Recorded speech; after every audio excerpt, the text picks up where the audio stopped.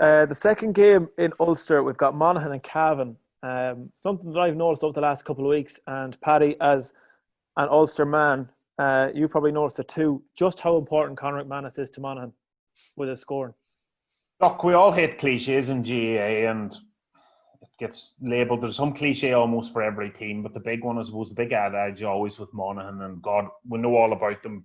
Did them 5-6 times in the last 7-8 years while I was in commentary, and there is that feeling that they are over-reliant on McManus, and if you can tie him up, you go 70-80% of the way of beating Monaghan. And this one I actually do believe in. There's been guys threatening in the last couple of years, guys in McCarthy and that, but he does need more help. He scored 1-8 again at the weekend. He is an outstanding player. The problem was with Donegal on 2 occasions, 2013, 2015 final, we didn't tie up McManus. Him and Neil McGee have had, anytime we've beaten Monaghan, we beat them in 2014 final, and McManus was tied up. He was tied up a couple of years later in Breffni Park. So he is absolutely crucial. They might throw in Kieran Hughes maybe for a bit of help. They have another guy around the middle, Andrew Woods, who might go in. But again, they're robbing Peter to pay Paul.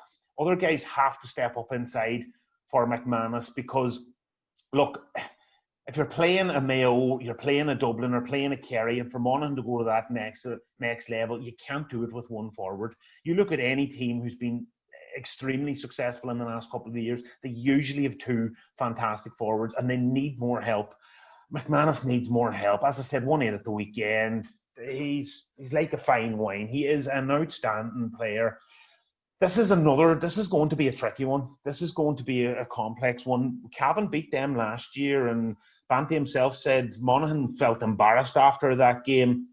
The couple of previous meetings, I think in 15-16, Monaghan were raging hot favourites. They just came out alive. Now I'm hearing Colin Walsh is out. I'm hearing Niall Cairns is out. Cairns missed last year's defeat as well. So, but Cavan can't seem to keep everybody on the pitch. They had a number of players left last year, and Mickey Graham had them on a nice trajectory if you want. But listen, again, if you're trying to dine at that top table, you have to have a settled squad. That's why Mayo, Donegal, Tyrone, Dublin and Kerry, by and large, are usually operating at that level to keep a settled squad. And that's going to be Mickey Graham's big concern. I was talking to a couple of Monaghan people in the last few days, just giving them texts as though they're very concerned about this game. I fancy Monaghan to win, but I think it's going to be just by a point or two. And Clonus will be a big factor as well. Monaghan love playing there, and Cavan not so much there. So listen, it's another one to look forward to. I wouldn't be surprised if we see a couple of lads maybe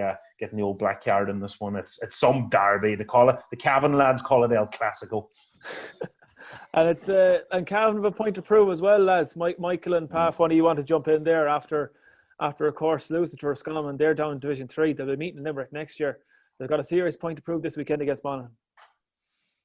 Yeah, having been in dressing rooms when you've been relegated, like, it can go one or two ways, but generally what I found is if there's anything at all character-wise in the team, then the next match they play is they're going to be 100% at it. Like, so I know it's only a quick turnaround, and the relegation was probably a shock the way it turned out because they were very unlucky to go down on 6 points. But like, if there's any bit of character in that group, like, they're going to have a serious performance this weekend coming. And just on Paddy's thing about a settled squad, like, I don't know what it's like, but this is the first year with Limerick that there hasn't been a massive turnover in people. But it seems like with Kevin, now I could be completely wrong, but every 2 or 3 years there's like a new bunch of under-21s coming in, and the previous bunch haven't stuck around, they're gone. Like, so I don't know what it is up there because they're a serious football traditional county. But look, like I said, if there's anything at all in that group after being relegated the weekend, then Monaghan are in for a serious battle at the weekend. And Michael, as Paddy said it there, he hit the nail on the head. You need more than one scoring forward. I'm looking behind you at the IT, the cross line, and the Mayo jerseys behind you there. You all have more than one fella to kick a ball over the bar in the team. Yeah, it's just important, even for people looking at how to counteract you.